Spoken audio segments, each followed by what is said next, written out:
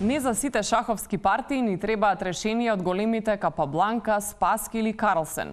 Не се сите толку тешки како што изгледа на прв поглед. Имено во наредниот шаховски коментар ќе видиме на какви позиции завршија фигурите во една партија. Добар ден!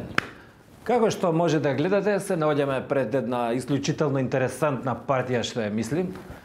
Некој вика дека една од најинтелигентните партии, меѓутоа интелигентна е за самата партија, додека публиката јасно гледа дека некој го прави глуп. Како и во животот и во шахот, гледате, фигурите се секогаш исти, не се менуваат, со стално се игра со истата постава, имаш фигури, имаш пиуни, како и во животот.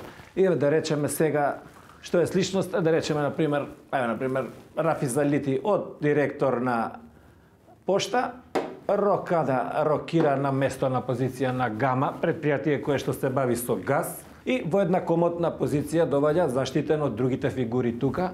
Сега, он бил директор на Пошта, Поштата се палила, мислим, имало пожар. Ако дојде и овде може да се деси да се запалува, меѓутоа тоа не е проблем на партијата и да се вратиме ние на играта воопште, мислим. Вие знаете што е сон на секој пиун.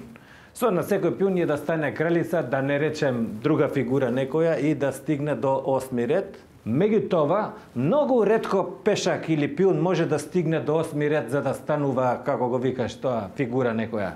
Најголемиот дел од пиуните по пут се губат, се жртвуваат за партијата и така. Сега во шахот исто има коњи, конј може да иде да скака од тука. Меѓутоа, и во животот може да се деси конј да дојде на директорско место нешто или така. Да речеме дека ова кралицата е, например,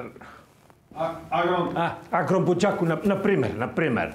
И он од ВД директор, као ништо не се десило, оперативен директор станува, заштитен е како кралица, сите фигури се тука, ништо не смее да се менува, другата партија исто, главните фигури се заштитени, битката нешто се прави као на средина, и вака ќе биде увек. Истите фигури, истите партии, све, додека не се свести некој да дојде и тоа све да сруши, па да играме дама од почеток да се поставува, меѓутоа тоа е предмет на некоја друга, не е само спортска обсервација, малку и треба и поинакво.